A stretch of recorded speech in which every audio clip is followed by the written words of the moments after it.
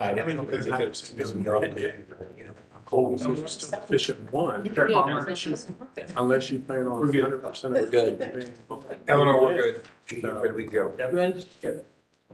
We are free to go.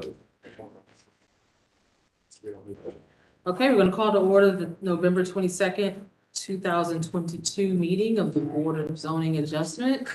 If you have not been here before, we hear two types of cases. I don't think we have any appeals tonight. Nope. So we will just be hearing requests for variances and requests for special permits. How the process works is we call the case number, we hear from the city, they kind of give us a summary, and then the applicant will speak to additional facts or questions that the board members raise. We do then allow for neighbors, audience members, concerned citizens to speak about the application if you wish. Those people are given 3 minutes each. When you come up, there is a sign-in sheet at the desk there. If you can actually print your name so that the reporter here can know how to spell it. And you can identify if you have been sworn in that your testimony is correct. So to save time for everybody, so that I'm not swearing you in as you come up, if you plan to testify today, I'd like you to stand and we can swear in as a group. You can raise your right hand. You promise that the testimony you give tonight will be the truth, nothing but the truth. Please state I do. I do. Thank you. We will hear from the city if there's any preliminary matters that we need to go over before we get into the agenda. Yes, thank you, Madam Chair. There are actually 3 preliminary matters. The first one is a request to expand and approve board order. The second one is a revision to a stamped elevation. And the third one is a reconsideration for a previously denied. So the first preliminary matter is BZA 20-098, 2786 Walcott Road for an extension of approved work. Okay. Will the applicant come forward?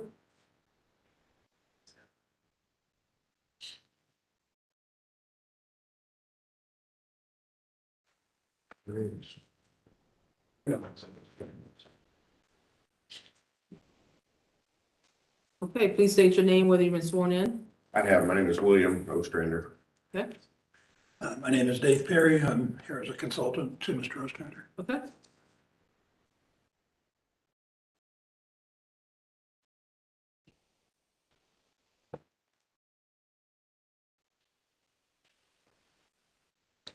Dave, will get in next month. And walk like I did. Yeah. We'll compare knee notes. Absolutely.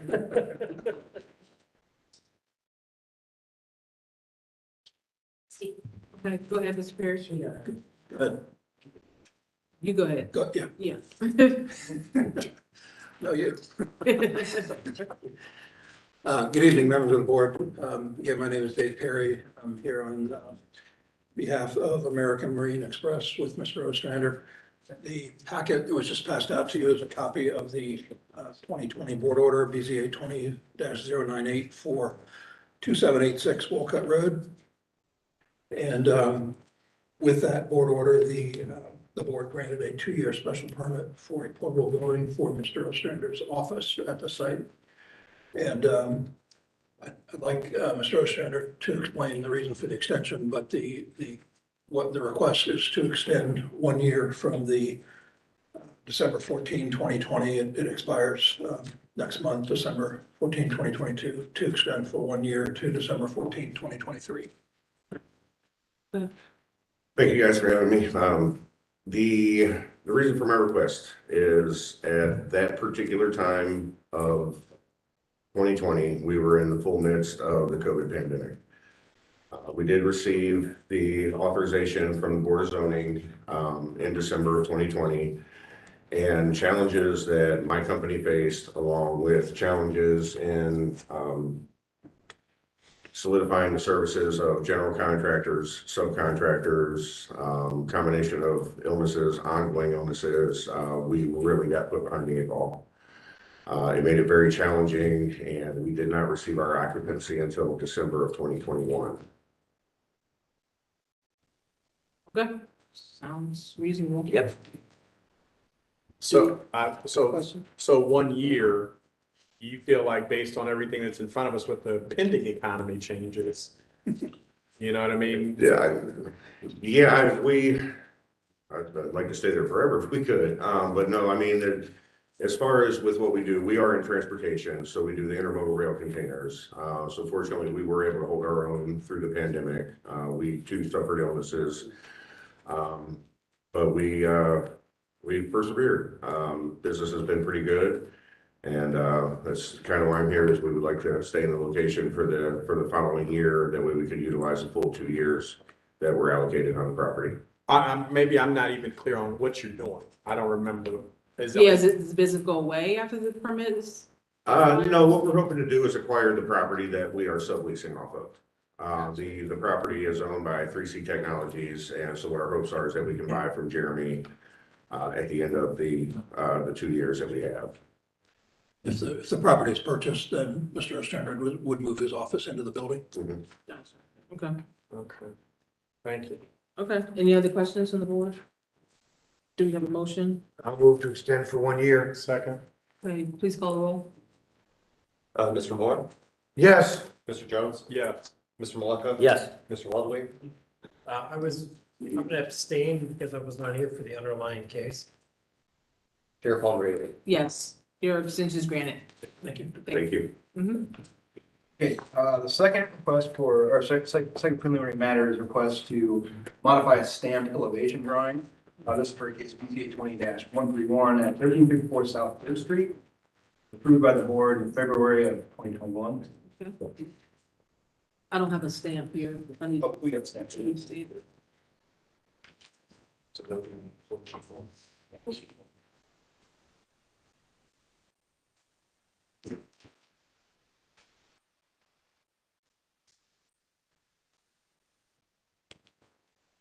Okay, state your name for the record and whether or not you've been sworn in.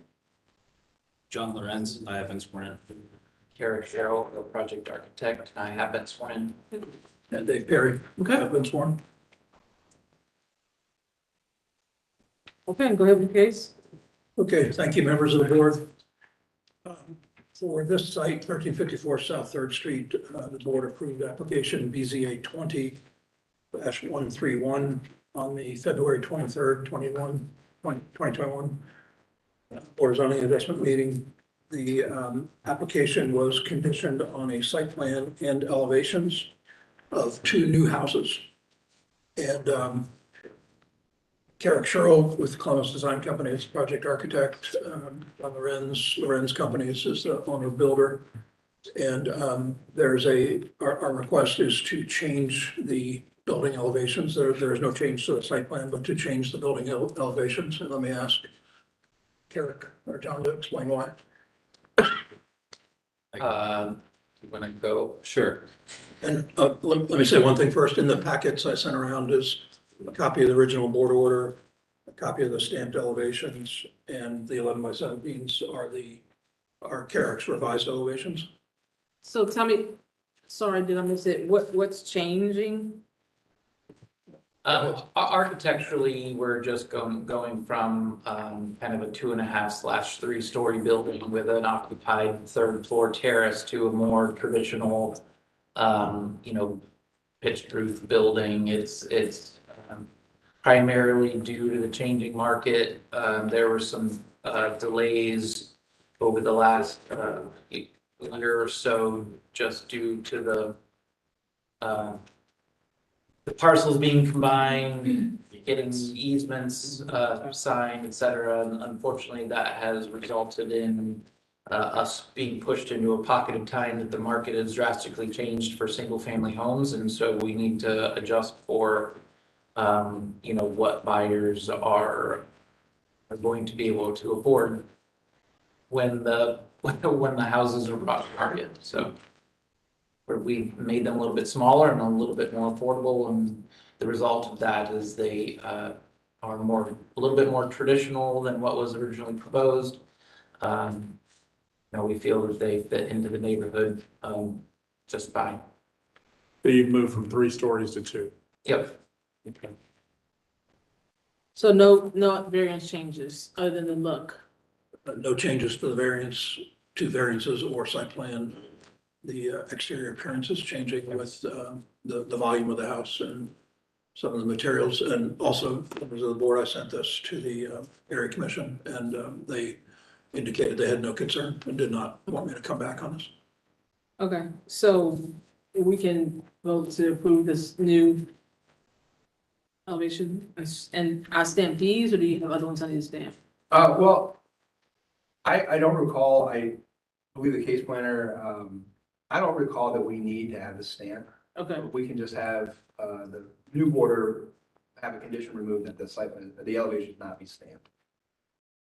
I think, because if this is a 2021 case, or filed in 2020, we were a little gun shy on, or not gun shy, trigger happy on stamping pretty much everything that didn't need to be stamped, so okay, we're veering away from that unless there's a condition of landscaping or a certain design element. okay, So I don't feel that this needs to be stamped again unless the board.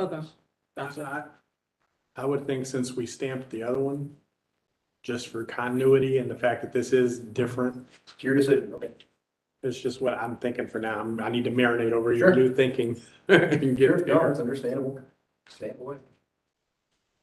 Going forward, we appreciate Mr. Freeze's comments, but since it was previously conditioned, I would say so. It's no issue to us. We're planning on starting construction right away, so. Okay. Yeah, I think we should stamp it, because that is a condition of the variance. I'll move to accept the new site plan with new elevations. Second, Can you call them? Mr. Jones? yes. Mr. Maleka? Yes. Mr. Longley? I'll abstain because I was not present at the initial application. Mr. Moore? Yes, Chair Palmer? Yes. Your new site plan is approved. Very good, thank you.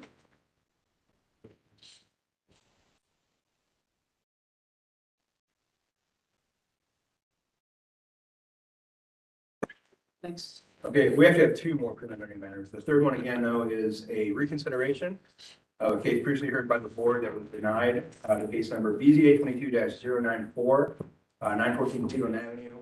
Parking variance from 2 to 0 was denied at the September BZA meeting.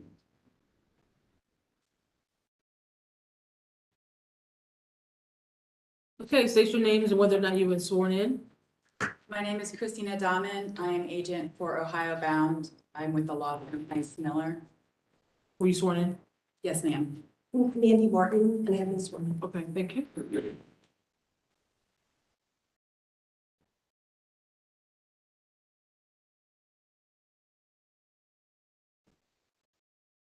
Thank you to the City of Columbus, to this board, as well as to both Jamie Freeze and Robert Tobias for your ongoing help and assistance with Ohio Bound. As was previously stated, this is a request for a rehearing that relates to an application for a request for variance submitted by Ohio Bound, application number BZA 22-094 at 914 Cleveland Avenue. The board initially heard the requested variance on September 27, 2022, and the variance was brought under section 3312.49, which requires businesses to have a minimum number of parking spots. The initial request sought a variance from the required 2 parking spots to 0 parking spots. The variance, as was noted previously, was initially denied, but we're here now to request a rehearing. The rehearing is to hear the requested variance with the following change. The rehearing, Ohio Bound would request variance from the required 2 parking spots to 1 parking spot, which would meet ADA standards. The rehearing would serve multiple purposes. It provides an avenue for Ohio Bound to use the property for the selected use under the special permit and under the provisional dispensary license it received from the Board of Pharmacy, State of Ohio.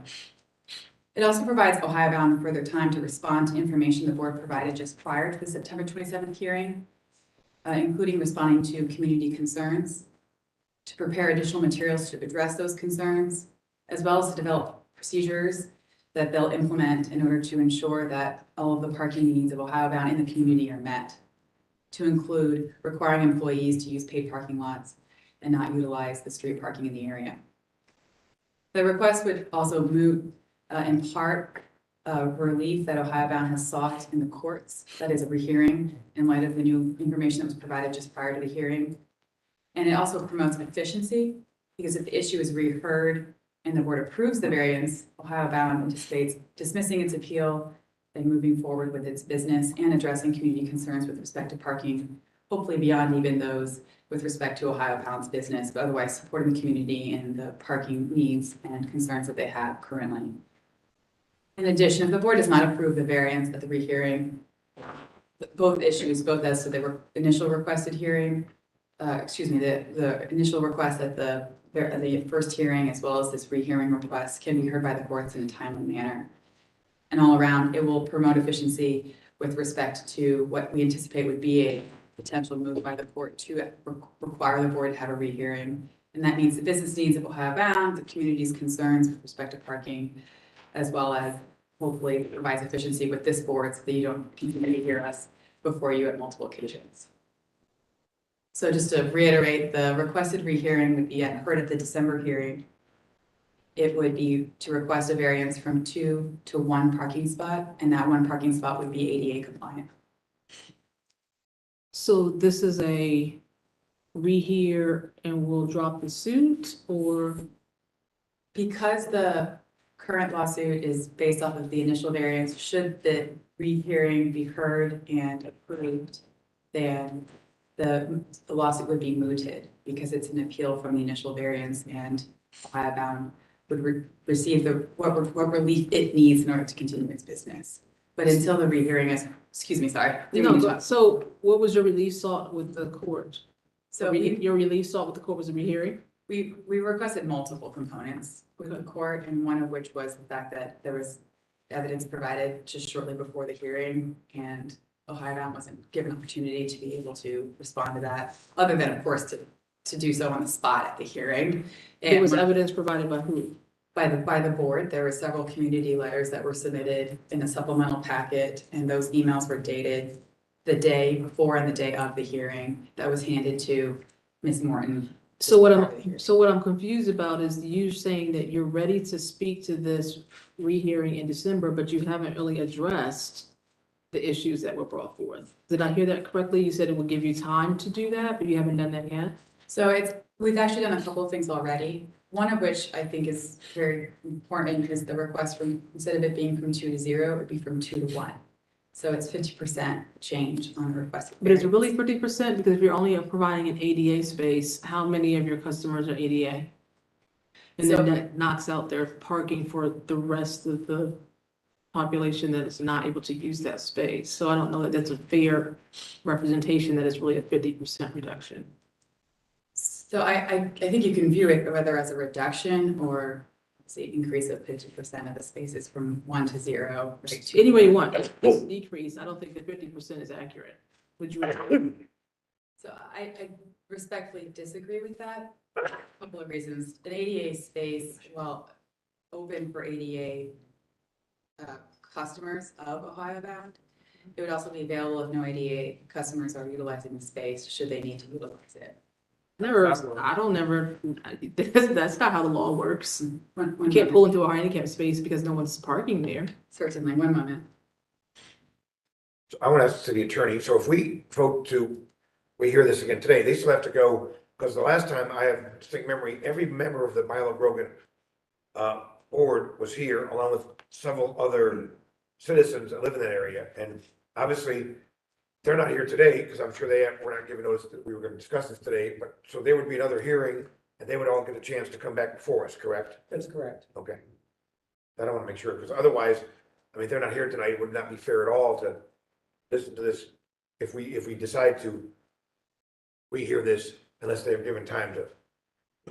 Right, and to the chair, it's a 2506 appeal. I just don't necessarily want to discuss the merits of it here. No, I get it. Related to that appeal. I'm just getting to the significance, which is a standard that we have to look at whether to allow a rehearing. And don't think that I'm hearing a 50% change. I think I'm now understanding your point here with respect to the ADA compliance space, and I apologize for any confusion with respect to that. I think what we've also put into place as part of SOPs with Ohio Bound is to have its employees park at a paid parking facility near the location of the dispensary. So that would eliminate any parking with respect to those employees that would be on on the spot, as well as provide vouchers for customers when they come to the facility for paid parking to assist with accommodating and not have hopefully address some of the concerns with respect to customers attending or customers coming to the dispensary in order to purchase product. So have you talked to the area commission folks? Is that who you've been talking to? Have you had any interaction with them at all since our meeting in September? I personally have not. So- No, when I went to the next meeting, the board did not show up, or the members did not show up to the meeting. You went to their commission meeting and there was nobody there Correct. at their own commission meeting? Correct. Okay.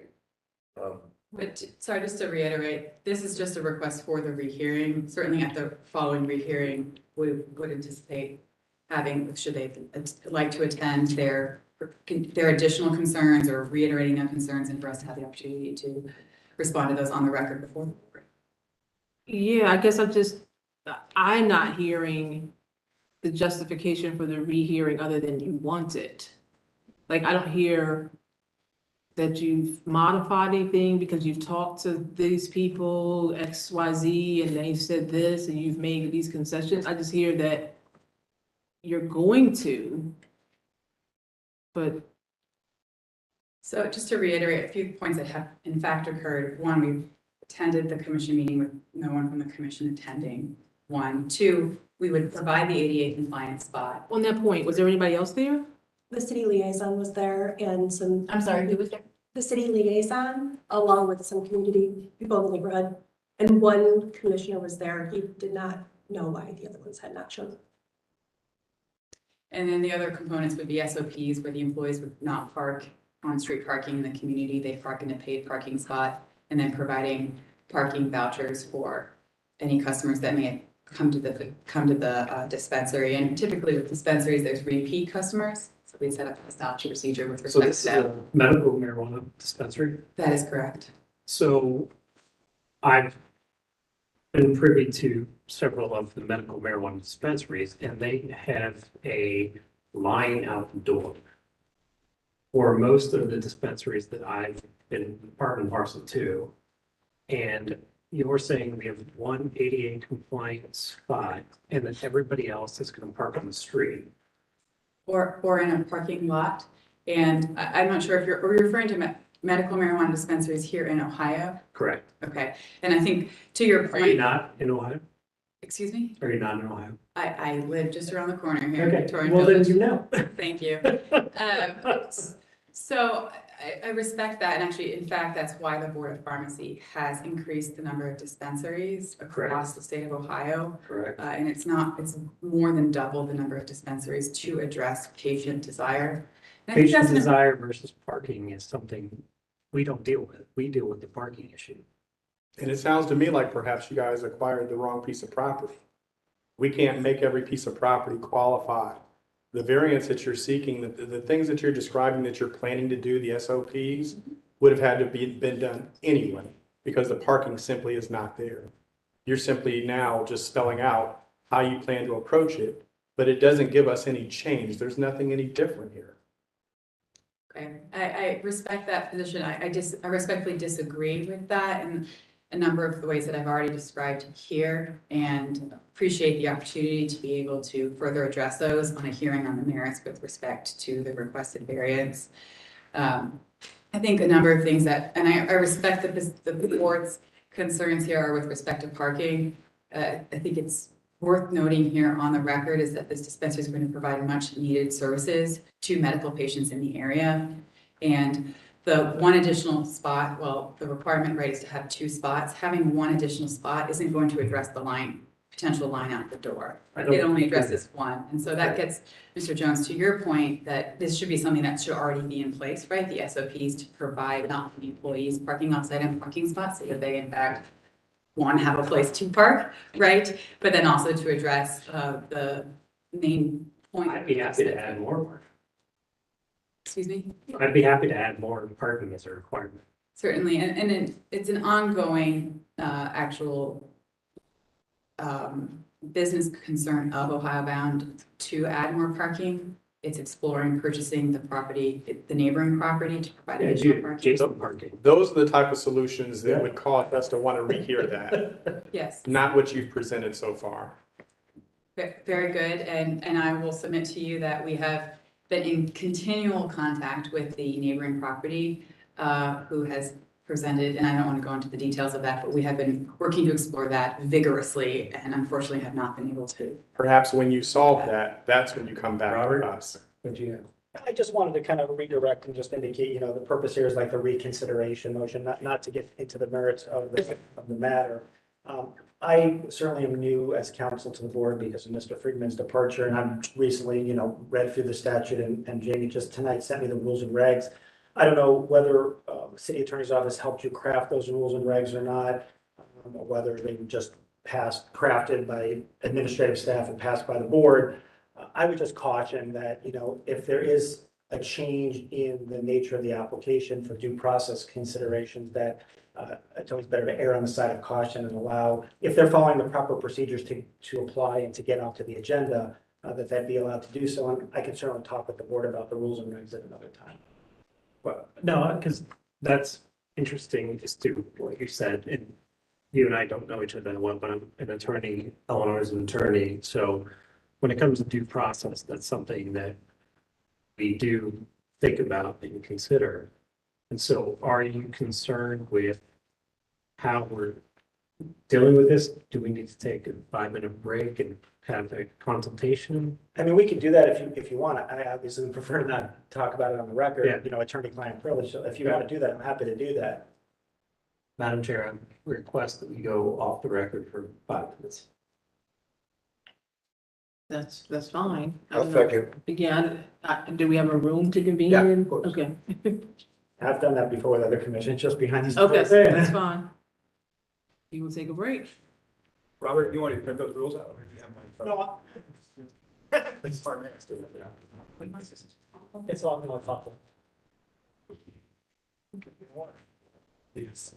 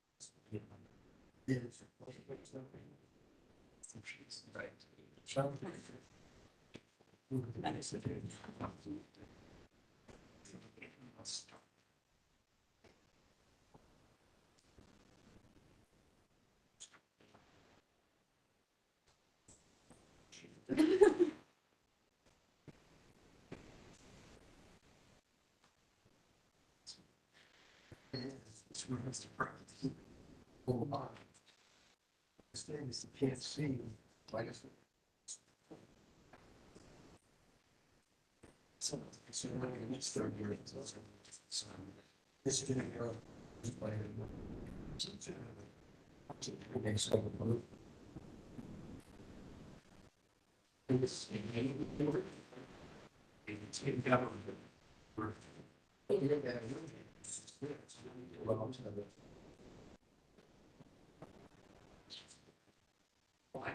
May, January.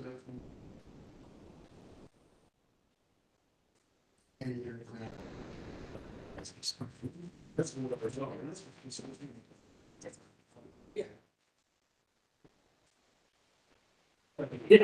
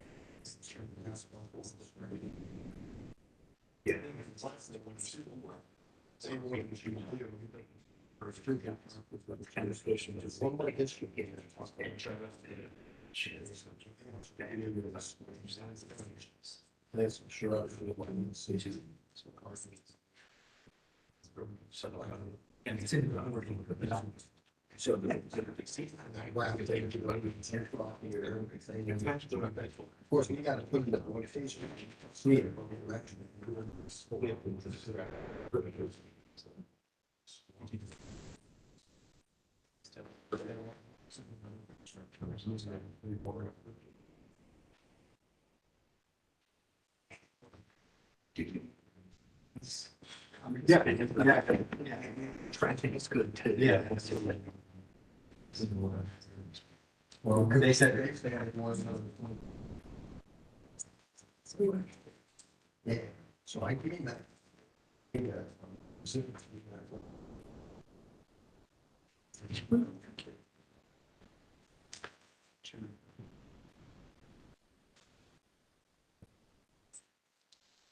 So.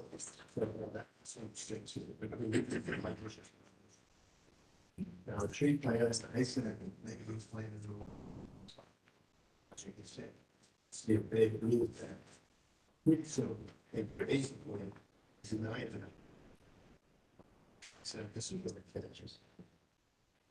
So, this is.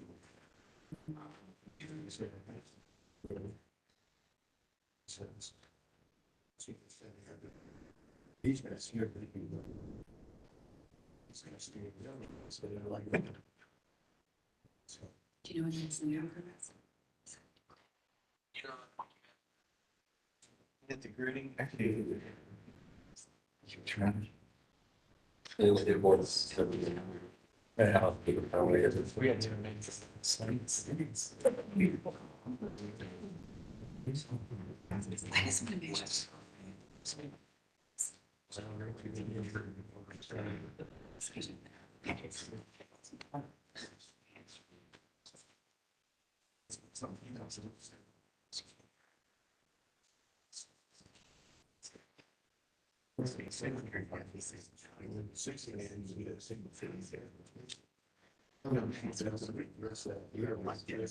make sure.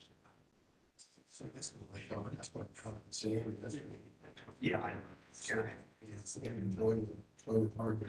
Just. You know, I gave it to it, and show them the art.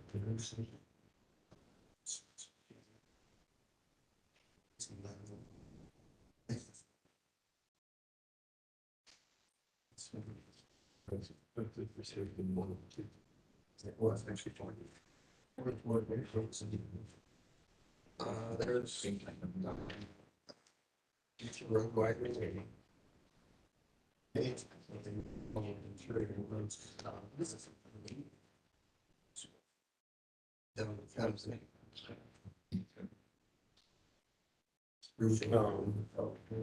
Shoot for there.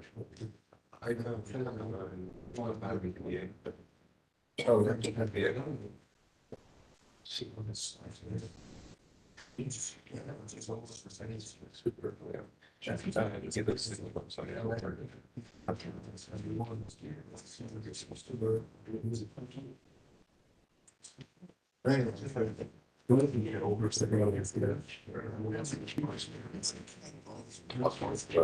solve the roads to the ocean.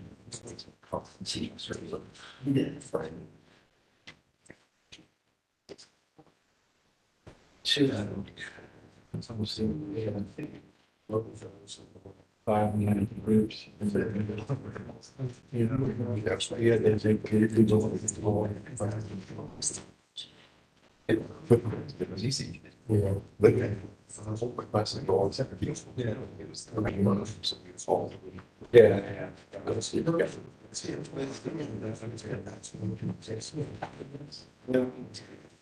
But like, you see, I think it's something is.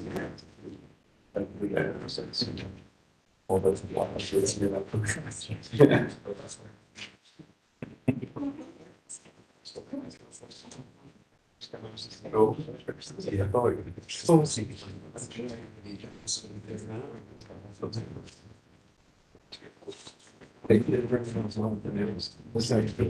This. No, it's not, my last month of her. So this was just a change. I mean, like. Dude. Probably wanted to, but. Yeah. Means it's like. I don't even remember behind it, it was really horse. It's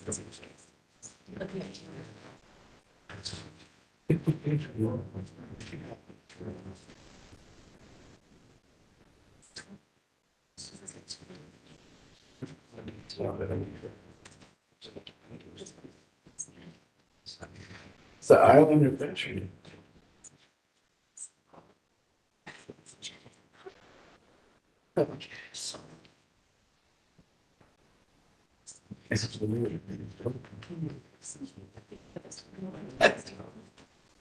I mean, there's only.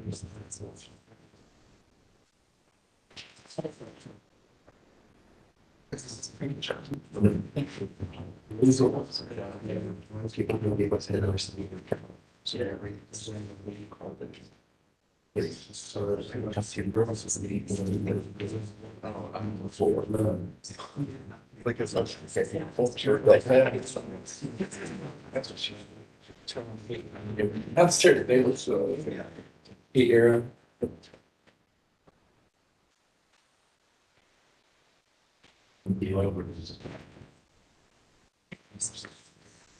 Yeah, difference that he was.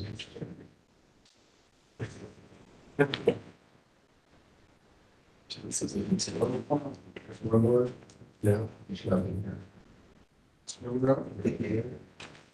I'm there.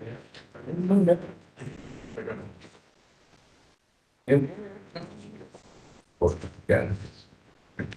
Good one. Supposed to be getting serious. Never do this in Law and Order. We're here.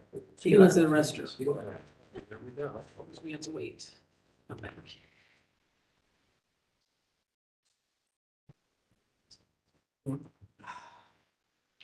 We have a sporting event tonight, I have to get to, that's always nice, or meeting. I don't have one?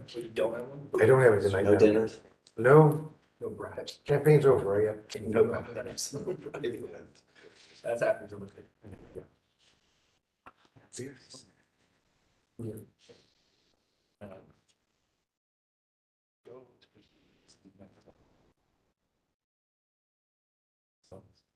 I mean, I'm probably mixed.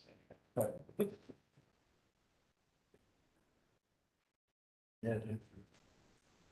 That's crazy.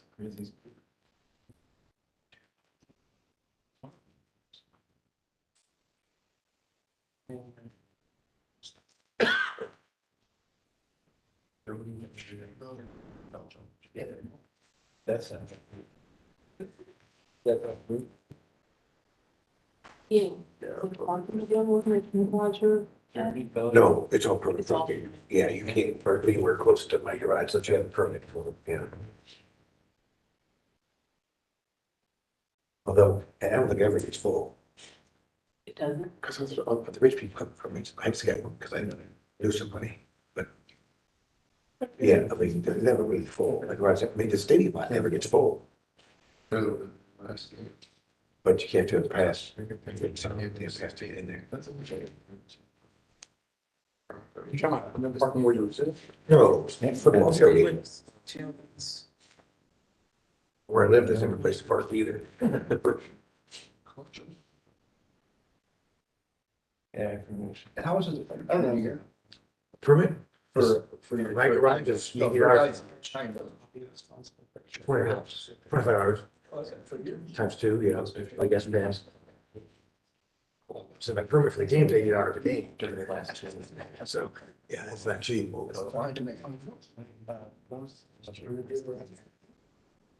When it comes there, do say, Brad, this is intimidating.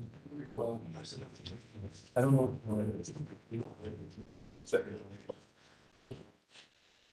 It's so unfortunate about the tiebreakers.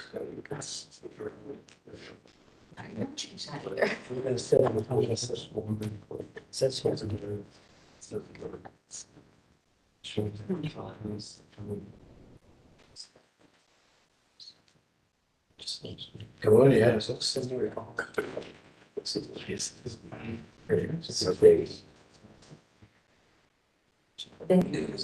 Yes.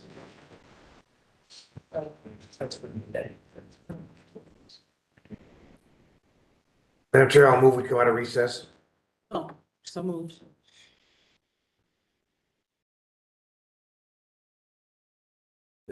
Okay, we're back in session. Does the board want to move on this request? Yeah, I'll make a motion to reconsider the case before us based on the 50% change in parking. I'll second. Okay, move in second, and please call a roll. Mr. Maleko? Yes. Mr. Waddley? No. Mr. Mora? Yes. Mr. Jones? No. Chair Palmer Daly? Yes, reconsideration granted. Thank you very much, the board.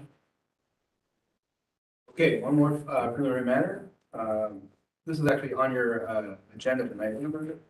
13. Case number 13, BZA 22-131, 1295 City Park Avenue. We have, the applicant will be requesting a table.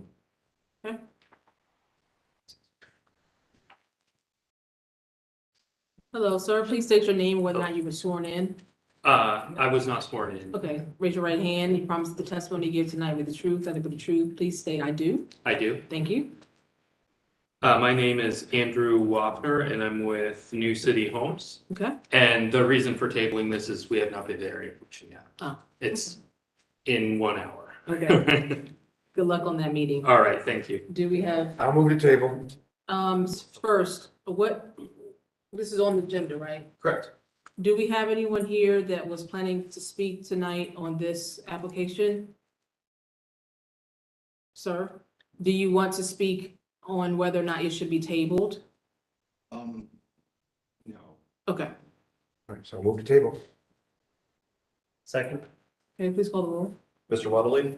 Yes. Mr. Mora? Yes. Mr. Jones? Yes. Mr. Maleko? Yes. Chair Palmer Daly? Yes, okay, the item is tabled. There'll be new notices sent out, sir, on when they're on the agenda next, and you can come back to that meeting. Thank you. Okay, and then one final announcement before we begin the regular agenda. The December Board of Zoning Adjustment meeting, which is typically held on the fourth Tuesday of each month, will be held on the third Tuesday in December, which is December 20th. So just put that in your calendars. I'll send out a reminder email, but so everyone knows, the December meeting is December 20th this year. Are we meeting in here or in the? We'll be in here. That's why we're meeting on the 20th. Thank So you. we'll be in the garage. Are we going forward with the agenda? Yes, we can start. Okay. Case number 1 is 1361 Georgesville Road. Will the applicant please come forward?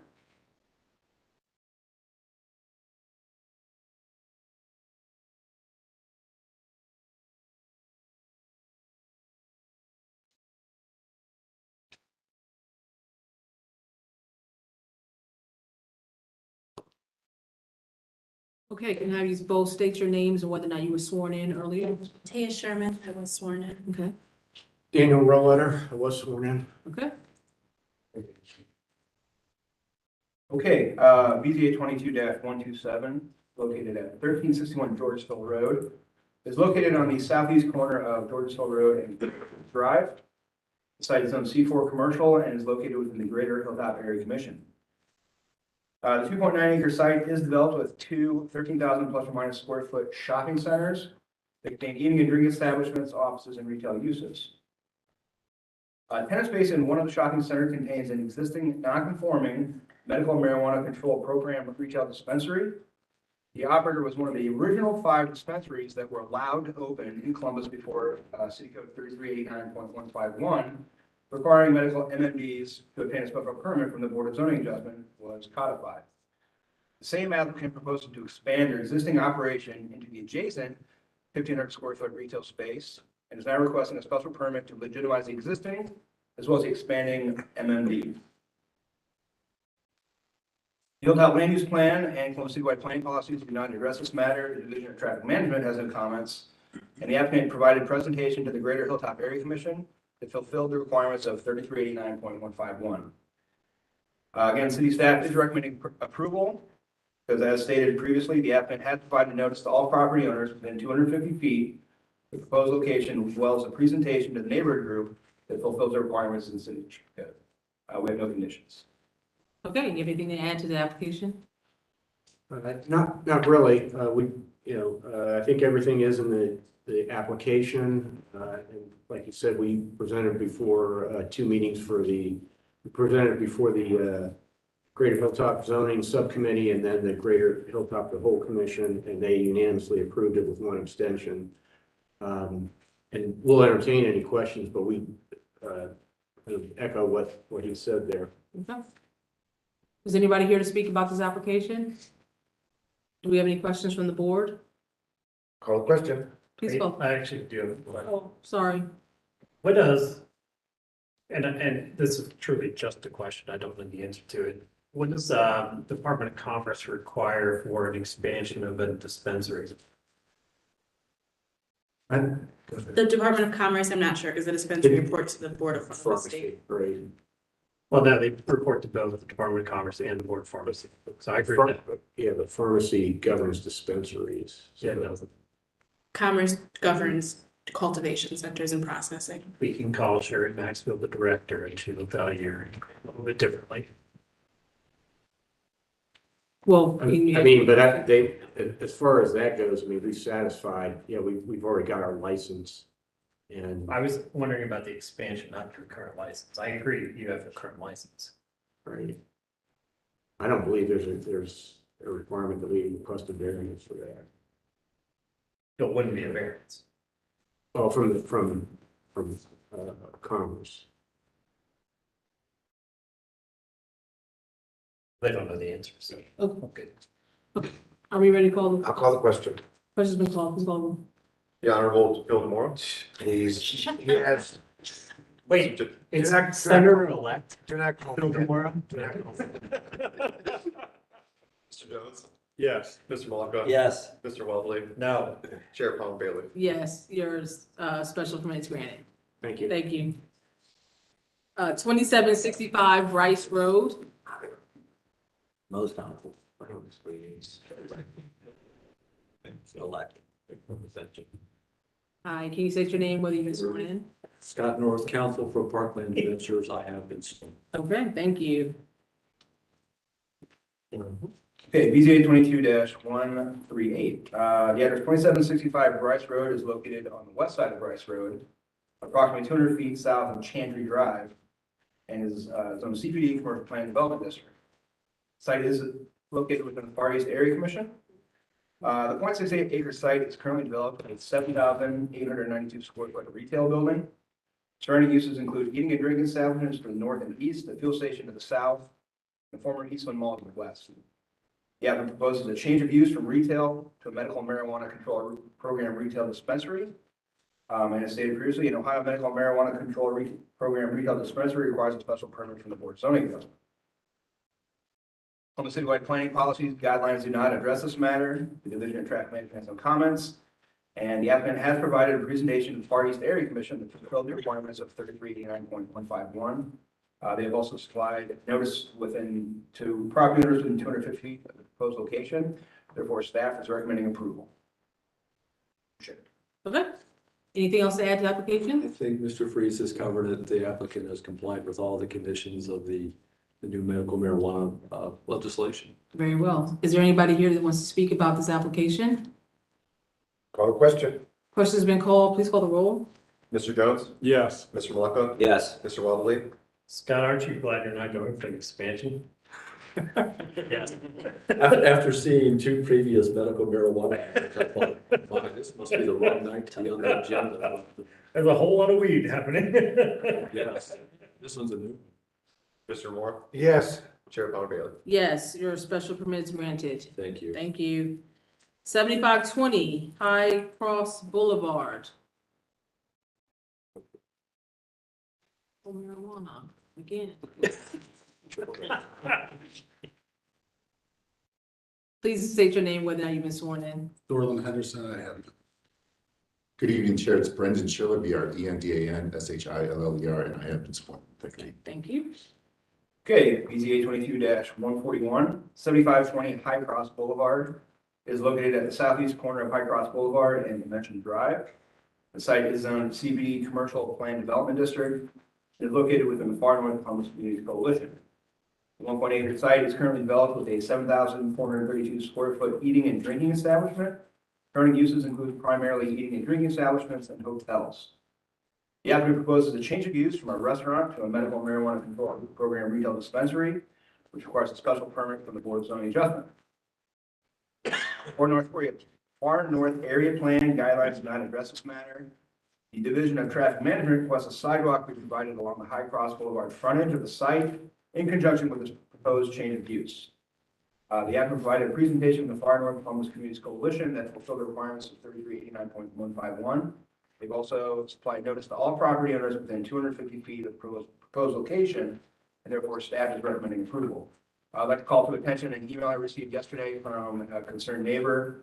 The handed out seems to be questions for the applicant, not necessarily for his board, but I just want to submit that as something I wanted to. That will turn back over to you, Madam Chair. Did you attend the area commission meeting? It was not I who attended. We have a fairly large team in collaboration, but I think Mr. Henderson attended. I was on. You were there. Were there community members able to be there and ask questions of the applicant at that meeting? Or just was the commission board? I don't recall. I think it was just the board. Okay. Yeah, I don't know, other than those meetings, what would be the proper form for this neighbor to get these answers? I actually forwarded their attorney's email to the neighbor, so they're in contact, so they can work on any of those issues. But what's before you, I think, is what's in the code, and yeah, they're not germane questions. Okay. What do you have to say about the Division of Traffic Management sidewalk? Yeah, so we've committed to doing it. Okay. A little bit of the sidewalk, Okay. Anything else you want to add?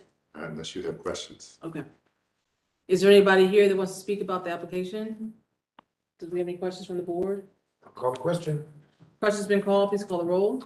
Mr. Malacca? Yes. Mr. Waddley? Yes. Mr. Moore? Yes. Mr. Jones? Yes. Chair Power Yes, your special permit is granted. Thank you so much. Okay, 1611 Polaris Parkway.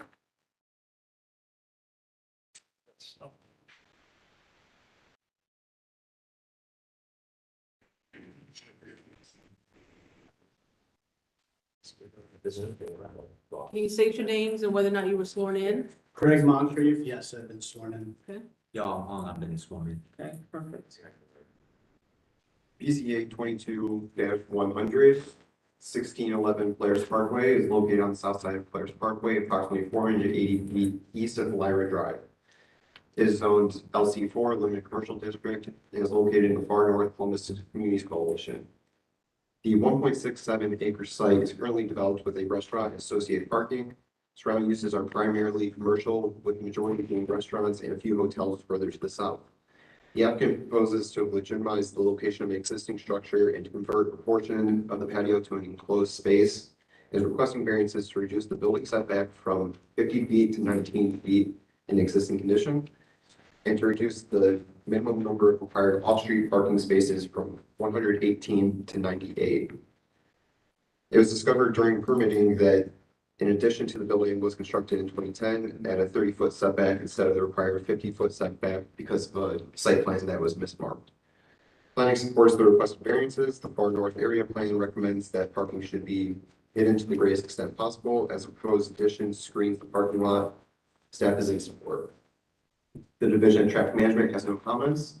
The Far North Homeless Communities Coalition recommends approval of this request. Staff can recommend approval of the request since the building will be located no closer to Polaris Parkway than existing, and the parking lot will be screened from the road by way of the existing building and vegetation. Staff is requesting condition that the applicant commit to the stamp site plan. Okay, I remember this case from last month, but refresh my memory on where we left things. Yeah, so we came before the board last month, and there was testimony from the adjacent property, Quaker Steak and Lube, regarding some concerns about property owners paying up. There's some cross-access easements over the property. There was some testimony about past due payments, things like that. So we wanted to take this month to clean up those things and try to be a good neighbor as best we could. So forwarded all our plans to Quaker Steak. The property owner did in fact pay those expenses. I think it was about $150. It wasn't too much, but they paid that. They're in full. Also, this property is, and kind of the adjacent properties are under, I would say, the NP Limited umbrella. This one is owned by a separate owner, but a lot of the adjacent properties are owned by an NP Limited entity. So we've talked with NP Limited as far as seeing what we could do to be the best neighbor we could be. Franz Geiger in particular has been very helpful. I think we're going to enter into a lease agreement here shortly for additional parking. Obviously, this site has some issues and that doesn't meet code currently, but we want to do the best we can to help out any concerns of neighbors. So with that, looking to enter into a lease for additional parking over adjacent property nearby. So that should be finished shortly. So happy to take any questions. Okay. So what did we do last month? Did we table it? Yes. Yes. Okay. And so I heard you say 98, down to 98. This says 94 on our sheet. Yes, that was corrected after having a phone call with them earlier today. The site plan, that one was updated to get 4 additional spaces that were provided before. And so this is basically born from an expansion, a seasonal expansion or a patio? Enclosure of a patio, an existing patio. An existing patio, not a new patio. Existing patio. Okay, so you're not taking new parking spaces to create this space? No, this is existing. Okay. Okay. Thank you. Okay. Is there anybody here that wants to speak about this application? I'll call a question. Question's been called. Please call the roll. Mr. Motley, Yes. Mr. Moore, Yes. Mr. Jones, Yes. Mr. Maleka, Yes. Chair Palmer Bailey. Yes, your variance was granted. Thank Thank you. you. Thank you. 3995 South Hamilton Road.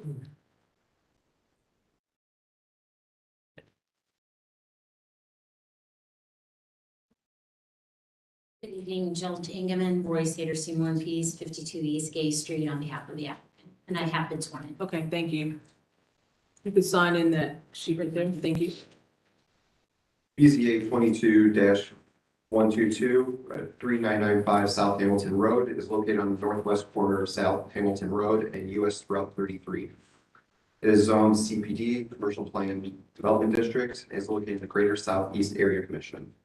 The 24.72 acre site was recently developed with various extended stay hotel buildings. Surrounding uses include commercial to the east and north, multi-dwelling residential to the northeast, and US Route 33 to the south. The applicant proposes to bring a recently constructed extended stay hotel into compliance and is requesting a variance to reduce the building setback along US Route 33 from 25 feet to 24.1 feet for the southernmost building. Planning has no comment on the requested variance. C2P2 does not address the issue of minor setback adjustments, therefore planning has no comment on this proposal. Division of Traffic Management has no comments. The Greater Southeast Area Commission recommends approval of this request. Staff can recommend approval of the requested variance as a reduction of 0.9 feet is negligible and will legitimize the location of an already constructed structure. Staff is requesting condition that the requested variance will only apply to the parcels listed for building 12 on the attached site plan. Okay. Okay. Do you have anything else to add to this application? No, this was a surveying error due to the right-of-way along Route 33. And this was marked on the site plan. It's literally the one corner of the building. If you measure from anywhere else, it's in compliance. So we're just asking for that single spot to be allowed to encroach into the setback. So you're fine with the condition then? Yes, absolutely. Okay, does board members have any other questions? Is there anybody here to speak, that wishes to speak about this application? Call the question with the condition. Question has been called, please call the roll. Mr. Moore? Yes. Mr. Jones? Yes. Mr. Maleka? Yes. Mr. Weatherly? Yes. Chair Plummer? Yes, variance is granted, thank Thank you. you. 334 Woodland Avenue.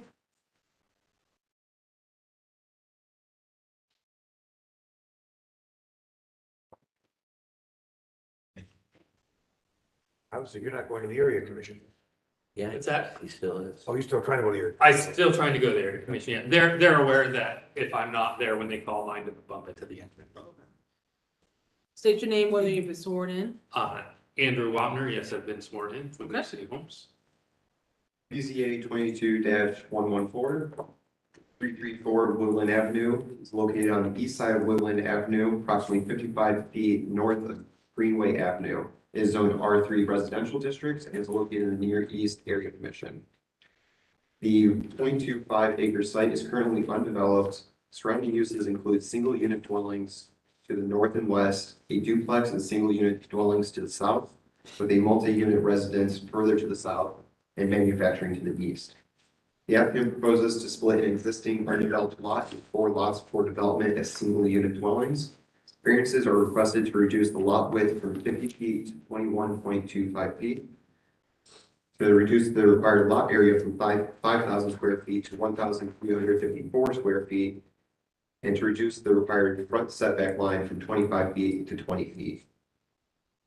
The required lot area was calculated using code section 333218C.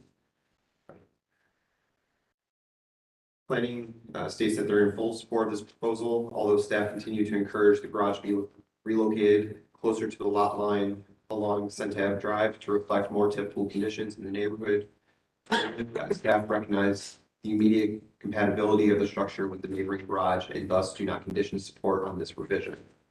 The Division of Traffic Management has no comments. The Near East Area Commission recommends disapproval of this request. Staff can recommend approval of the requested variances as they will allow the resulting lots to be developed with single unit residential. Say that last thing again? Staff can recommend approval of the requested variances as they would allow the resulting lots to be developed with single unit residential. Thank you. Did you attend the area commission meeting? Yes, I did. Can you speak to why they disapproved? Yeah, the primary complaints were, there was one, compatibility with the neighborhood. However, this block is quite eclectic and has a mix of all types of housing units. I had an exhibit, I know in my packet, I'm not sure if it's up there, of photos from the street, but there are Cape Cods, Queen Anne's. There's a house with a mansard roof. There's some duplexes. There's a 1970s apartment building. It's just a mix. So when they spoke of compatibility with the neighborhood, what were they speaking about? It wasn't really clear, other than this house looks different than the neighboring houses, but they all look different from each other as well. Okay. The other complaints were density and how close the houses were together.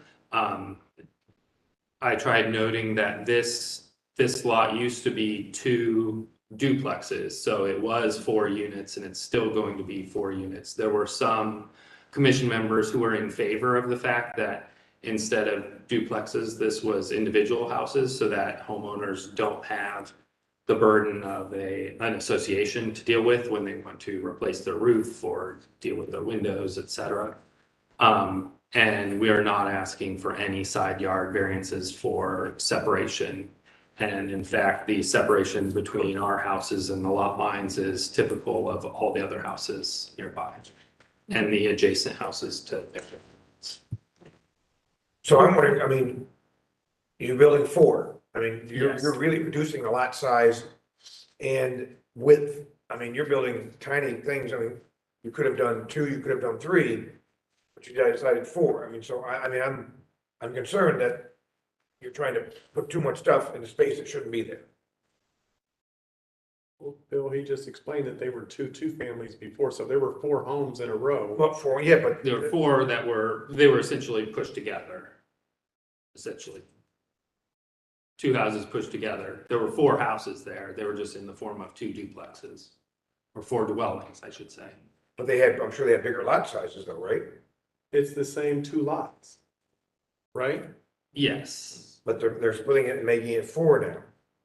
correct. So they're just separating the buildings. It's like taking a 2-family building and separating it, another 2-family building and separating it. And now they're just 4 separate units on the same size lot. But I'm sure those 2 lots they were bigger lots. I mean, I'm sure there's 2 people in it, but there was still more yard. More. Well, they've been the same amount of yard, just dispersed differently. Yeah, so people have space in between instead of a shared wall now. I think it's favorable. And you know, to your point about parking. I'm not asking for parking variance. Oh, right. Yeah. I didn't say I was voting no, I was questioning why there's building 4. I think it's a great, I think it's a great solution. I don't know that I understand the garages completely though. So walk me through that. So there's, this lot is abnormally shaped. There's kind of a notch cut out of the back of it. So the house furthest to the north does get a garage. To access the 3 houses, there's a shared drive that will have an easement to get to the parking. The utilities also have to go through that drive because the sewer is in the rear for all 3 houses. So it'll be a shared drive and utility easement. What the staff was talking about with the garage was neighborhood guidelines recommend that the garage is 5 feet off the alley. The neighboring garage is further off the alley than that, and there are no other garages on this alley. So to avoid a parking variance, what we've done is set the garage back and allowed for a stacked parking space. And the area commission was in favor of our proposed plan. They do not want to see a parking variance on the project. Where does house number 2, where do they park? They park, but each of the other houses park right behind their house. That hatched area is a driveway easement, and it may be hard to see on the screen, but there are yellow lines kind of highlighting where the parking stalls Okay, are. so it's closer up to the. Yeah, it's Right closer. behind the building. Okay. Okay. I was And concerned if at this first. were, for example, a 2 duplex scenario, we would have to park it in a similar manner just to get access because the area commission did not want to see any sort of plan where there was a driveway off of Woodland Avenue. Okay. Okay. Is there anybody here that wants to speak about this application? Please come forward, sir. I was Oh. gonna say, you were here, but you spoke about the last one. Well, you wanted to. He thought that I was presenting the last Oh, gotcha. previously. Okay. Oh. State your name, whether you were sworn in. I was sworn in, Jared Anderson. Okay. Go ahead with your testimony. I'm the neighbor to this property. Okay. So, Direct neighbor? Yeah. Okay. I have many strong reservations about the proposed project for 334 Woodland. I feel that the builder is requesting a lot from the board. The developer should have been aware of the shortcomings of the property's layout and sewage prior to the purchase of said parcels. Therefore, they should not be acting as if their proposal is the only viable option. The board should also concern itself with the potential precedent of dividing these parcels from 2 lots, 1 long and 1 small without parking, into 4. Not to mention the potential destruction of the aged trees bordering the properties. There will be no mature foliage on 5 existing parcels at the corners of Greenway and Woodland anymore, which is really disrespectful to the namesakes of both those properties or streets. The variance of 25 feet to 20 feet is yet another example of developers' attempt to jam as much out of the property as possible.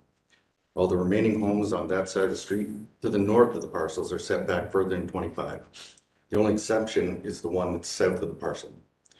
The developer is acting in a hubristic and ambitious manner in an effort to squeeze every profitable inch out of the property. And in doing so, they have not adequately considered the historical architecture of the area nor the concerns of the existing residents. It is for these reasons that I feel that the board should deny this proposal and request a new layout for the existing parcels as they stand within the confines of existing building regulations and neighborhood aesthetics. That was my concern about it. I just think it's a lot going into one spot. I understand the idea of detached and turning that to 4 homes. I think that's a good idea. I don't know if it's a good idea there. But wasn't it already a lot already on that space? I've never seen it with that. It's been, empty lot for years and years and years. Yeah, the houses, Yeah. the duplexes Yeah. that were there were burned down. I'm not sure what year they burned down. And, yeah, when the city bulldozed them, I believe there was a levy against the previous owner for like 70 or something, but And how much lot space would you say the other houses in that neighborhood have? lot space, usually the size of the width of one of those lots. Okay. Like they are within, like those lots, so there's 2 lots there, it goes off in an L, right? And there's a small lot there that doesn't have any access to woodland. And then there's a long lot. So those were about the sizes of most of the lots. The lot next to me is actually bigger than, I'm to the north. And the lot next to that is bigger. And there are some houses that are different, but there's a lot that are very similar within that area. You have to go further. A lot very similar to what? To the existing ones that are around it. Gotcha. Not the ones that are being. So you, in your opinion, these houses are smaller than the other houses in the area? Okay. With, as far as that, it's cramming a whole lot into that space. The All the houses are previous- similar in square footage to some other houses on the street. To some other or to the majority? To the other ones, to the north. This street has kind of a mix of Speaking- houses. Speaking professionally, I can say there is definitely a huge mix from 5,000 square feet to 900 square feet Yeah. on this street. Yeah, So, oh yeah. from basically that parcel, like near that lot, so from Harvard down is a lot bigger. It just gets bigger and bigger and bigger. There's quite a lot of historical houses there. Yeah. If you go further up, there's more like 70s style towards the top of the street, like almost where it meets Maryland. Because we're going north, we're going north from Yeah, Broad, right? yeah, north is, if they get a level, there's a few that are from, Look at those right there, right where the cursor is, right there. yeah. Very similar to what he's setting up, just on a smaller scale. From a spacing perspective. Yeah, the spacing in between houses is an issue. I'm used to living in cities, you need spacing in between houses. It's, This is, again, I can't stress enough, is basically taking the same number of units and spreading them out so people can live singularly rather than attached. I appreciate your comments. I do think that it's certainly an improvement, and you're gonna probably continue to see more things just like this cropping up because you have a lot of infill lots in this area, and it just hasn't, the development opportunities haven't quite made it like they have in some other communities to this northeastern section of your neighborhood. You know, the King Lincoln, et cetera. There's still a lot of untapped opportunity there, so. I understand the need for it.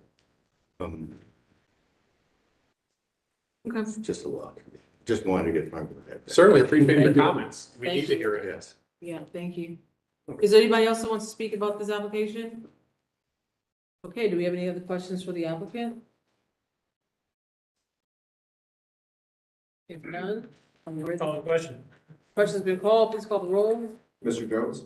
Yes. Mr. Malepa? Yes. Mr. Mobley? Yes. Mr. Romero? No, Fairborn Bailey? Yes, variance is granted, thank Thank you. you. 838 Murray Avenue.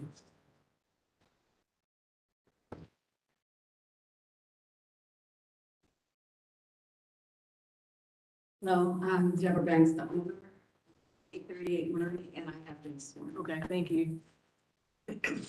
838 Murray Avenue is located on the northeast corner of Margaret Street and Murray Avenue. It is zoned R4 residential and it's part of the North Central Area Commission.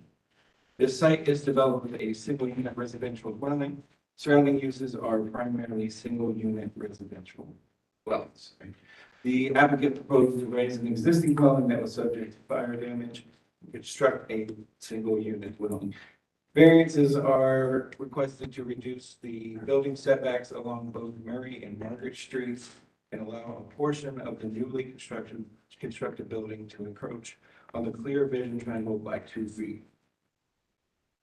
Planning is in full support of the proposal that elevations are consistent with the North Central Plan guidelines.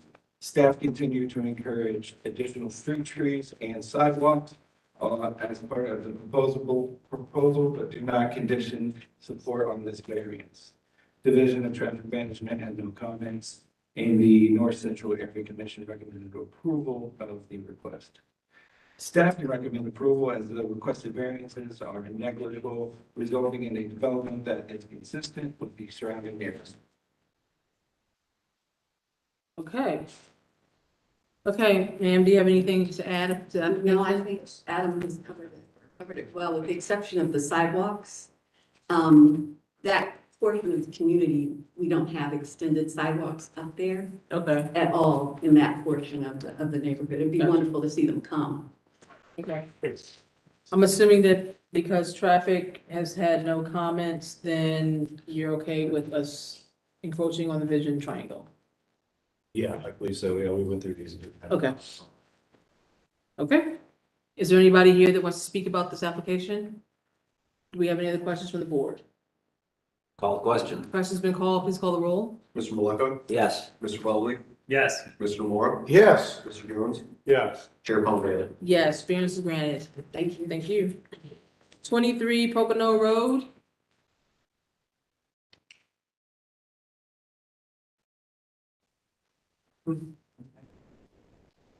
Hi. That's so much. Okay, your name is? That's right, Plowman. Okay, go ahead and sign the sheet there. Thank you.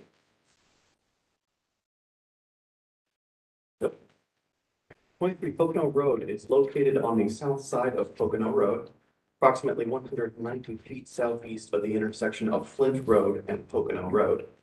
It is part of the Farm and Columbus Communities Coalition. The 0.474 acre site is currently undeveloped. Surrounding uses include single-unit residential dwellings to the north and east, more undeveloped land to the west, and a residential apartment complex to the south. The applicant proposes to construct a single-unit dwelling on the undeveloped parcel. A variance is requested to reduce the minimum lot size from 5 acres to 0.474 acres in an R rural zoned district. Planning is supportive of this variance request. The lot size reduction is consistent with the far north area plan's recommendation of very low density at this location. Additionally, the proposed building will be similar in character to the surrounding single-family development pattern. Therefore, planning supports this variance request. The Division of Traffic Management has granted the applicant an exemption to the requirement to install a sidewalk along Pocono Road. Traffic Management has also solicited comments from Sharon Township as Pocono Road falls within their jurisdiction. Those comments include that the driveway for the property shall be placed as far east as possible, and that any future sidewalk should be placed in an easement within the city of Columbus for the city to maintain. Far North Columbus Communities Coalition recommends approval of this variance.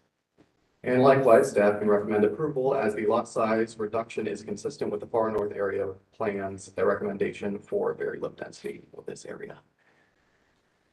Thank you. Okay, do you have anything to add to the application? Okay. Does anybody want to speak about this application? Do we have any questions from the board?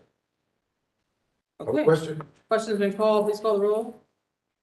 Mr. Welby? Yes. Mr. Moore? Yes. Mr. Jones? Yes. Mr. Maleka? Yes. Chair Palmgren? Yes, variance is granted. Thank you. Okay, 289 Lenape? Lenape, thank you, Drive. We would have never got that. I know. No worries. Lenape, okay. Nick Geister, been sworn in. I'm the owner. Okay, okay. All right. 289 Lenape Drive is located on the south side of Lenape Drive, approximately 320 feet west of the intersection of Lenape Drive and Overbrook Drive. It is part of the Clintonville Area Commission and existing zoning is R3 residential districts. The 0.264 acre site is currently developed with a single unit dwelling with an attached garage in a residential neighborhood.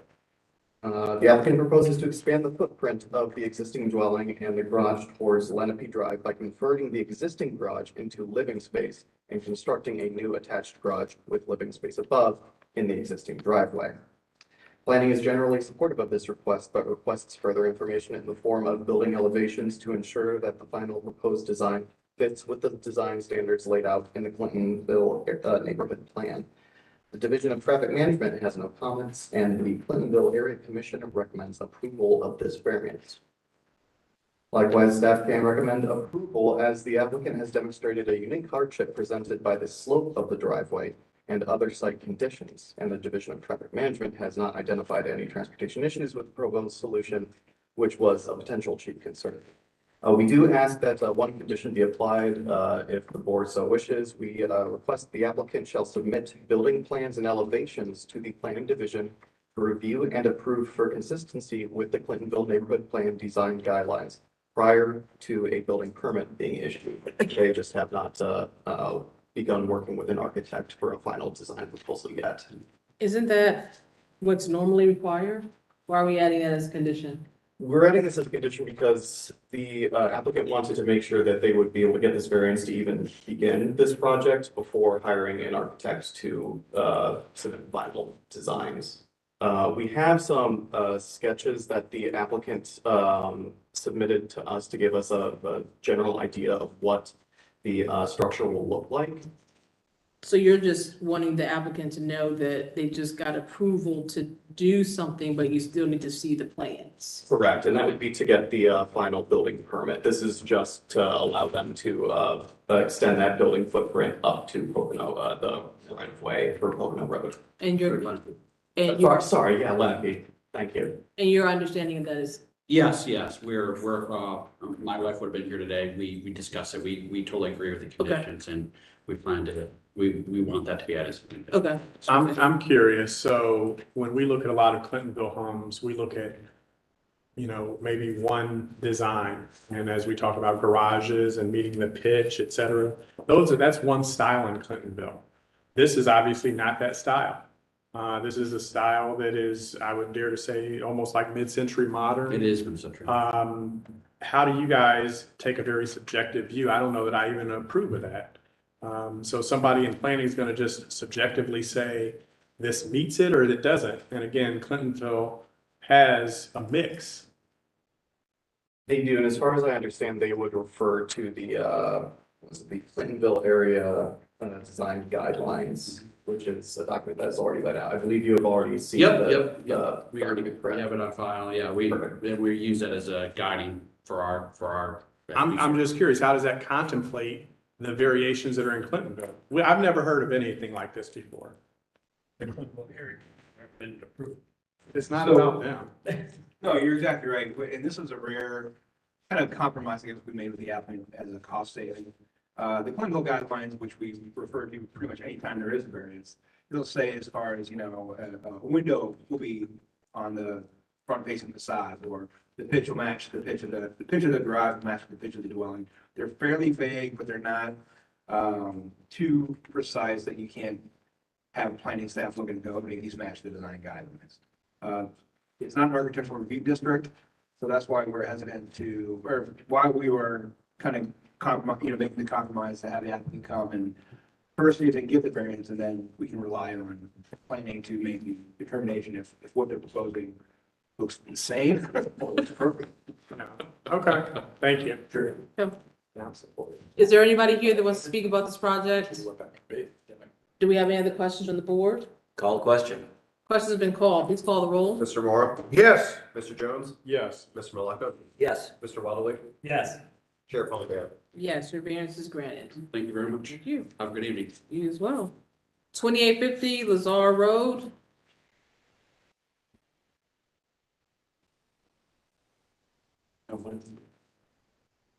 Good evening, Mark Stevens. I've been sworn in. Okay, thank you. 2850 Lazar Road is located on the east side of Lazar Road, approximately 150 feet north of Lewis Center Drive. It is zoned R rural and is part of the Southwest Area Commission. Southwest? The Southwest, yeah. Didn't you say Lewis Center? Lewis Castle. Oh, I'm sorry. The 1.88 acre site is developed with a one-story single-unit residential dwelling. Surrounding uses are primarily single-unit residential dwellings. The applicant proposes to construct a 1,200 square foot detached garage.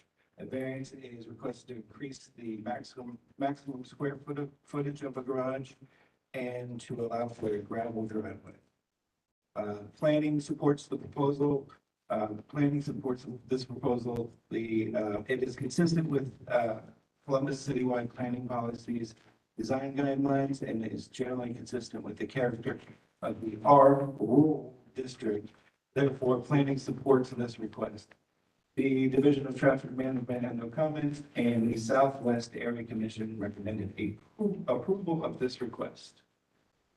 Staff can also recommend approval as the proposed garage is in scale with the size of the lot and is generally consistent with the character of the R district and meets the provisions of the Columbus citywide planning policy design guide. Okay, Mr. Stevens, do you have anything else to add to the application? No. Okay, is there anybody here that wishes to speak about this project? Board members, do we have any questions? I have a quick question.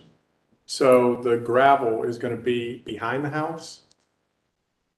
The gravel will run along the side of the home, but it'll be, Does it start at Lazar? I'm sorry, Does the gravel start at Lazar? does it start at Lazar? No, the driveway currently is not gravel. Okay, in that picture right there, go back please if you can.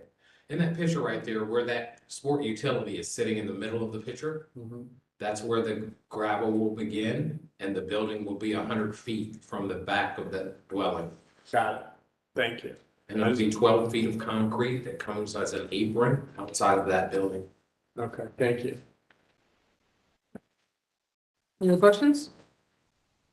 Call the question. Questions have been called, please call the roll. Mr. Jones? Yes. Mr. Malaka? Yes. Mr. Walbley? Yes. Mr. Moore? Yes. Chair Palmgren? Yes, your variance is granted. Thank you. 1994 Maryland Avenue.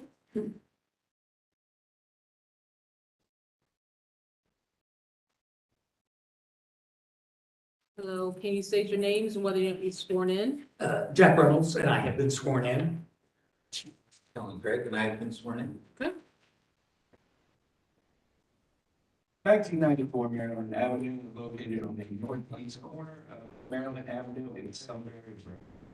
Is zoned R4 residential and is part of the Near East Area Commission. The 9.53 acre site is developed with an apartment complex consisting of 47 multi-unit structures totaling 177 individual units and 177 parking spaces. Surrounding uses are an Amazon distribution center to the north, single unit residential to the south and west, and an undeveloped commercial parcel to the west. The applicant proposes to rehabilitate the existing apartment complex and raise 40 of the existing units and reduce the overall population of the property by 23%. Variance is being requested to reduce the minimum number of parking spaces from 206 to 177. Planning is supportive of the requested variance. The proposed bike, this might be different from your packet because they added bikes and planning changed their comments, so this is their new comment. Planning is supportive of the requested variance. The proposed bike rack locations are consistent with the Near East Area Plan recommendation guidelines. Therefore, staff are supportive of the variance. Division of Traffic Management, all their comments were resolved as well, so they have no comments. And the Near East Area Commission recommend approval of the request. Staff can recommend approval of the requested parking variance as the number of on-site parking spaces will remain, while 40 units will be demolished, bringing the ratio required for its provided number of parking spaces more into conformance. Staff can recommend approval of the primary yard variance as this is to legitimize an existing condition. And the condition has been removed that they provide bicycle parking because they already did that. Okay, so you have studied the property to know that you don't need all the spaces. Speak to us about that. Yes, this is one of those gotcha moments. This was built in 1958 and has sat basically unrehabilitated. And Kellen's company was hired basically to help rehabilitate the facility. They submitted site compliance, and as they were going through the site compliance program, it was determined that it was built in 1958, doesn't comply with 2022 parking requirements. Okay. So we are removing a number of the units from the site. So we're becoming more code compliant with the removal of the buildings. It will remain the 177. It has operated with this number of parking spaces for the last 64 years because it was built the year I was born. So we're making it more code compliant. So you're limiting the number of units. Okay. By 23%, you're reducing the population, right? Yes. Okay. What are you doing with this extra land? At this point, there's no immediate plan. It would just remain part of the project. So what's their ability to build on this land after we approve this and not have a parking variance? Is there something that triggers that? Site plan. Anything new would have to comply with the zoning code because it runs to the number of units that we're requesting. Okay. Thank you. Okay. Is there anybody to speak about this application? Board members, do you have any other questions? Got a question. Oh, go ahead. We had a note that there was a 40-foot right-of-way dedication. Yes, and I provided to Daniel Moorhead the Alta survey that showed that there has already been a 40-foot dedication of right-of-way off of Nelson. Yeah, so we got that today. So Sure, that's fine. Thank you. You good? Is that part of the 23% that you're, or the 40 that you're taking off? No, that was done a number of years ago. They dedicated the right-of-way for Nelson. The 23 is the number of units being removed, not the dedication of right-of-way. No, I understand that. I guess I'm wondering, is that where you're removing some buildings on along Nelson Road? It's along Sunbury. Yeah, the corner of Maryland Avenue and Sunbury Road. So after the 45-foot dedication on Nelson Road, how close are you? We didn't have to dedicate anymore because it was already dedicated. Oh, okay, I see. It was, again, I needed to prove to the traffic department that it had already been dedicated. So I got the Alta and provided them the Alta survey that showed that. Understood. Thank you. Okay. Well, question. Question has been called. Please call the roll. Mr. Malaka? Yes. Mr. Walmsley? Yes. Mr. Mora? Yes. Mr. Jones? Yes. Chair Paul Bailey? Yes, the variance is granted. Thank you, folks. Jamie, I'm still curious how Amazon slipped in there, and we didn't hear anything about that. I saw that pop up one day a year or so ago. None of that came in here. It was probably rezoning. Okay. With the council variance. Yeah, crazy. Amazon. 251 West Third Avenue. Have you seen it? Things on the wall, where that house over there. It's becoming. What rule? I have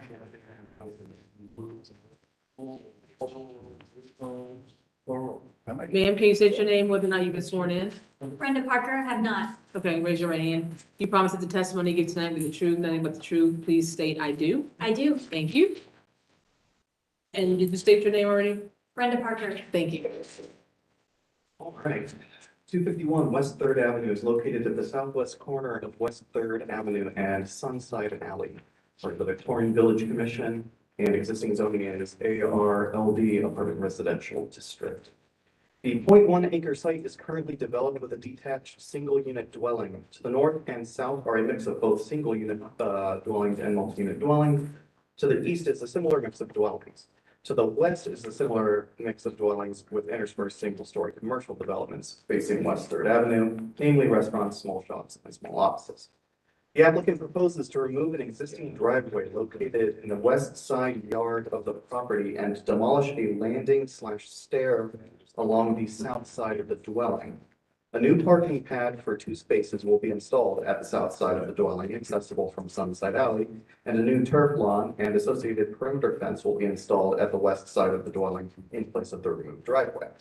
The applicant is requesting a variance to reduce the minimum maneuvering area requirement from 20 feet to 16 feet for access to the proposed parking pad to the south. The applicant is also requesting a variance to legitimize pre-existing conditions pertaining to the minimum side yard setback, minimum rear yard area, and maximum building coverage, and all of those are existing conditions. Planning has no comments. There is no council adopted plan for this area. The site does fall within the Victorian Village Architectural Review Commission area. Division of Traffic Management supports this variance as the applicant has removed the existing driveway apron in their final proposed site plan, shifted parking further to the west, and ensured there is sufficient maneuvering space within the alley from the location of the proposed parking spaces. Victorian Village Commission recommends approval of this variance. Staff can recommend approval of this variance as the applicant has made revisions to their original site plan, which sufficiently address concerns originally highlighted by the Division of Traffic Management. We do add the condition that the applicant shall commit to a stamped site plan, which we have right here.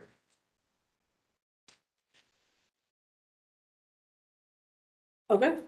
Ms. Parker, you have anything to add to this application?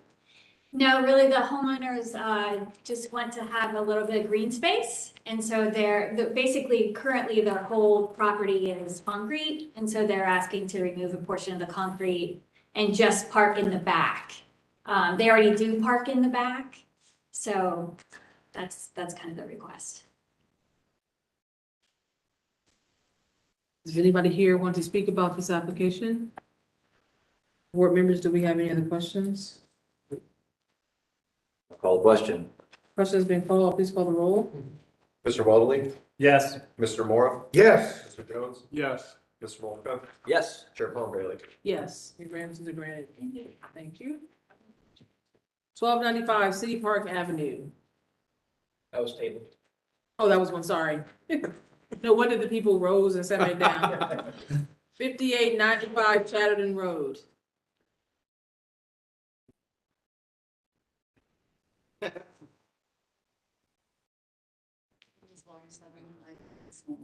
You've not? Okay, raise your hand. You promise the testimony you give tonight will be the truth, nothing but the truth. Please state I do. Yeah. Thank you. State your name, please.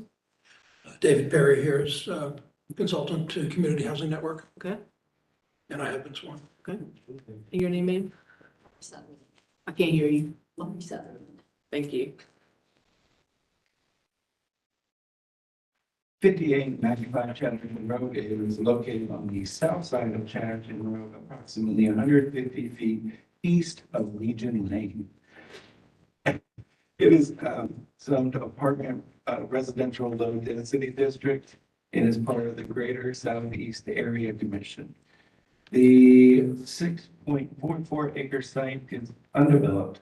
Surrounding uses are primarily undeveloped parcels and apartment complexes. The applicant proposes to develop the site with a 44-unit apartment complex. The applicant requests a parking reduction and 2 variances related to a shared access with a abutting parcel to the east. Planning supports the requested parking reduction. Columbus citywide planning policies design guidelines consider parking reductions on factors such as the size and nature of use, potential impacts on adjacent users, the provision of pedestrian and bicycle facilities beyond that required by code. As the variance is related to a permanent supportive housing proposal serving residents with unique mobility needs, staff finds the requested parking reduction appropriate and is therefore supported. Staff have no comment on the maneuvering and aisle variances as C2P2 guidelines do not address these matters. Division of Traffic Management comments were resolved, so they have no comments, and the Greater South East Area Commission recommends approval of this variance. Staff can recommend approval as the variance is related to a permanent supportive housing proposal serving residents with unique mobility needs, most of whom do not own or drive cars. The applicant has resolved all comments with the Division of Traffic Management and Division of Parking Services. Therefore, staff can recommend approval on the requested variances. Okay, Mr. Perry, do you have anything else to add about this? Just briefly, is the board familiar with Community Housing Network? I am. I'm familiar with the proposal that was here before. I'm curious. No, I'm not. Okay. Or maybe just a couple minutes on Community Housing Network. Sure. Community Housing Network has been here in Franklin County for 35 years. We build and develop and manage housing for folks with mental illness, some folks coming out of homelessness or risk of homelessness. We've got over 1,000 units in Franklin County. This building would be for seniors, homeless seniors coming off the land and out of shelter. There's a real need as the homeless population ages. They need a place to come inside. So this apartment building would serve them. Our service providers, National First Residences, who are experts, of course. Seniors would be very low income. We mentioned that many of them will have mobility issues. So the building is designed for them to age as long as they can be independent. It's an independent apartment building. It's not assisted living. It's not a nursing home. They will have their own apartment with support. But the building adjacent to it is Marshbrook Place that we developed. It opened in 2020 for youth aging age 18 to 24, aged out of the foster care system, become homeless. So it's a companion building. So that's probably what I'm referring to. It is. In 2018, the board heard and approved a variance for the building abutting this site to the east that is known as Marshbrook Place now, for a similar number of units and similar parking ratios. And the discussion at the time was, what is the population? And I asked Lori to explain the Community Housing Network's mission in the community. CHN has been in business for about 35 years or so. And among other things, among many other community outreach functions, builds and manages supportive housing. This building, as with all of the CHN projects, is subject to a 30-year financing commitment. And because of that, cannot change to market rate housing. These apartments are very different than market rate housing in that it's for a targeted population that, for all practical purposes, doesn't drive. Your 2018 approval was a comparable parking calculation and reduction. And actually, Lori and I worked together on Marshbrook also, and Lori felt at the time that even 26 spaces was more than was needed, but the amount of reduction of 40-some spaces allowed CHN to save over $100,000 in parking lot construction and stormwater management costs. And in fact, what Lori stated at the time in 2018 is in fact the case. Even the 26 spaces there are rarely used. It provides for just a little bit of resident parking, employees and visitors, and is rarely full. So this building will be called something different, a different name, Poplar Fen, and is targeted at a different type of supportive housing, but is in terms of CHN's development, design, oversight of construction and management is the same. Okay, so speak to us about spaces numbers 1, 2, and 3, and why those are called out differently. Certainly, the property line jogs a bit from when Marsh Run was split for the construction loan and financing, and the aisle and maneuvering variances are related to that property line. Both this property, the proposed property in Marsh Run, will share the driveway on Chatterton, and so there are 3 spaces that maneuver across the jog in the property line. Okay.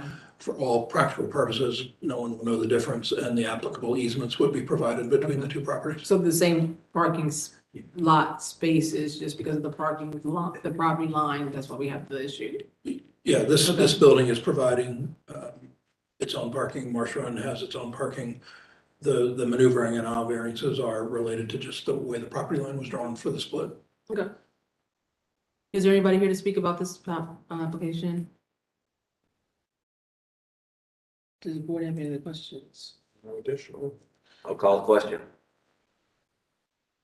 Mr. Moore? Yes. Mr. Jones? Yes. Mr. Maleka? Yes. Mr. Wallerly? Yes. Chair Palmgren? Yes, variance is granted. Great, thank you. Thank you. 933 Almond Alley.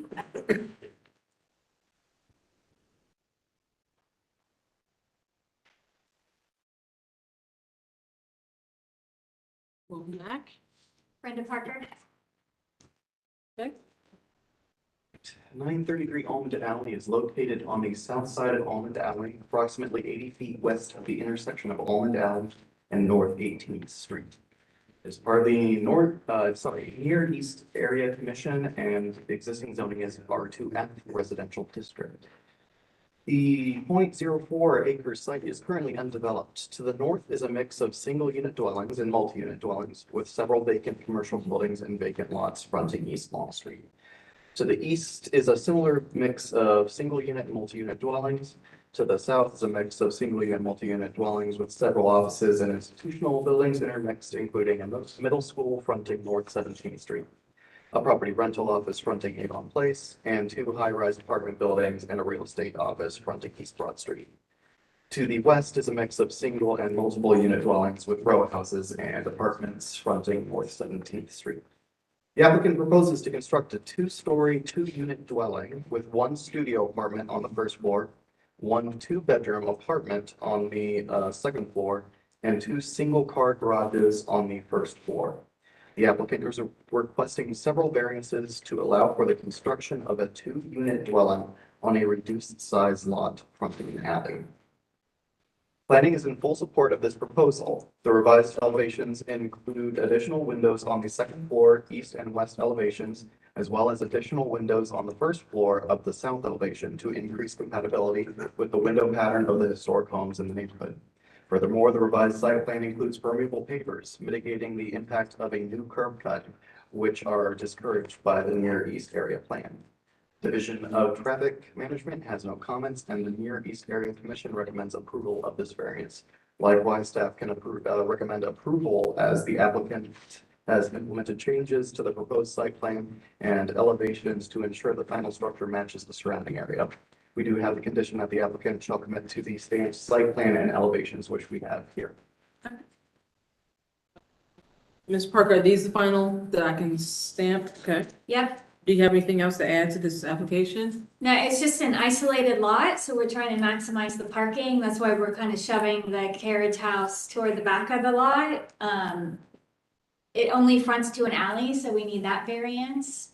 We're trying to maximize the width because it's a tiny lot, so we're asking for the side lot setback variance and the rear yard variance, again, just to get those additional 2 parking spaces because there is no other parking in that area. Mm-hmm. Okay, so no parking variance. No parking variance, nope.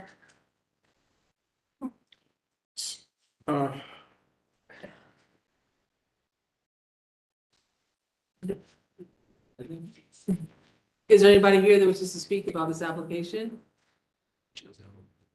Board members, do we have any other questions? I'll call a question. Question's been called, please call the roll.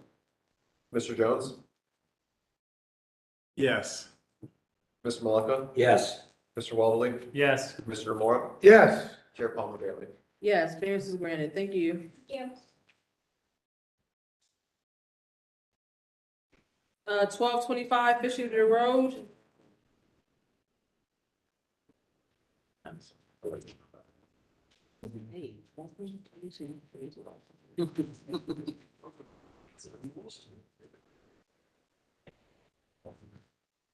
Okay, gentlemen, can you state your names, whether you've been sworn in?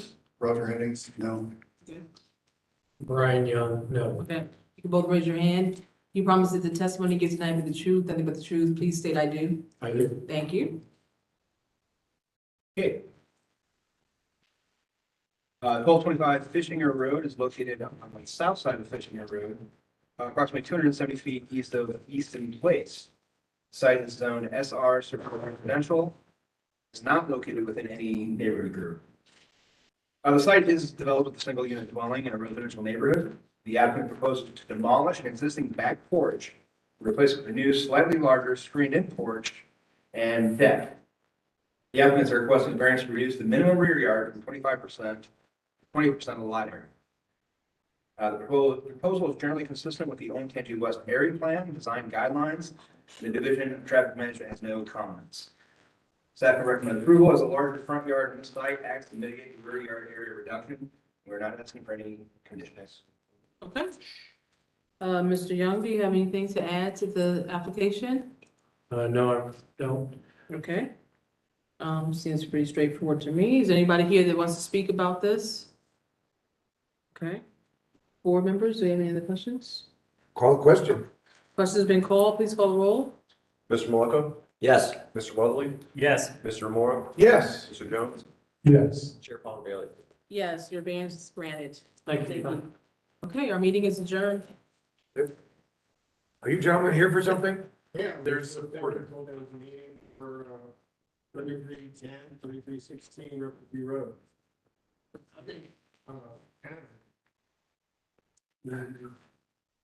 No. No, no, you guys are, you're on the next one. On the next one? On the December agenda. I mean, I should have been photos in November 11th.